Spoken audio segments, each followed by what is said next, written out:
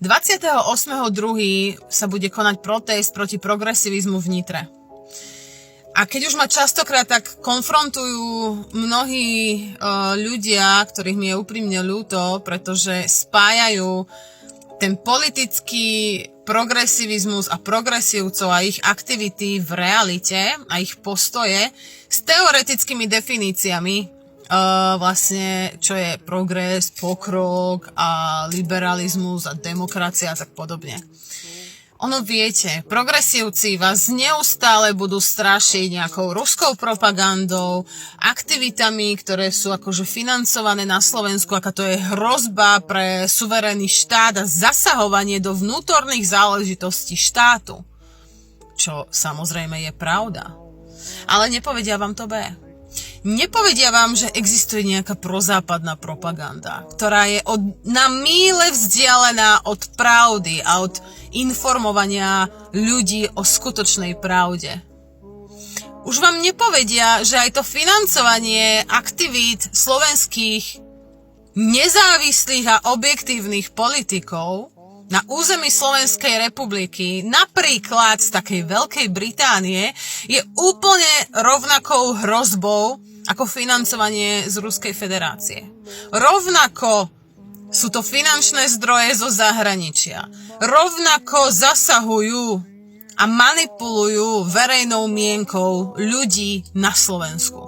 A je úplne jedno, za akým cieľom a ako krásne sa to zaobalí a nazve, môžete si byť istí, že žiadna zahraničná veľmoc nebude financovať na Slovensku aktivity s najlepším vedomím, svedomím a záujmom voči nám, slovenským občanom. Každý si hľadí svoje záujmy. A toto sú veci, ako v skutočnosti je realita na míle vzdialená od toho, čo nám je ponúkané, čo konzumujeme každý deň.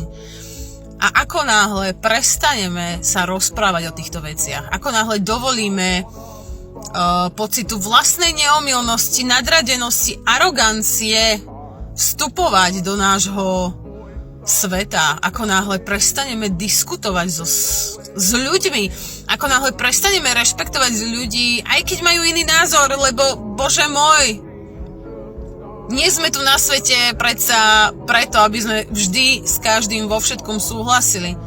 Ale keď nebudeme diskutovať, keď sa nebudeme rešpektovať, takto tú demokraciu na Slovensku skutočne nevybudujeme. A nikdy sa nepohneme z miesta. Nikdy sa nezačneme zaujímať o skutočne dôležité aspekty a otázky spoločenského života, ktoré sa dotýkajú jednotlivých, každých rodín, občana, pretože sa neustále hašteríme o nepodstatných veciach, pretože sme neochotní počúvať. A preto by som vás veľmi rada pozvala na tento protest proti progresivizmu. Pretože neprotestujeme proti pokroku. Protestujeme proti propagande, proti nenávisti, proti manipulácii a proti cenzúre. Pretože s týmto všetkým prichádzajú progresívci. S týmto dvojakým kilometrom, s tým, ako vás informujú o Izraeli a s tým, ako uvážene a úmyselne vyberajú slovník, keď sa jedná o Rusko. Verím, že sa tam uvidíme a prídu medzi nás veľmi zaujímavé mená s rôznymi názormi, s rôznymi skúsenosťami, aby vám porozprávali, prečo je tak veľmi dôležité protestovať proti progresivizmu.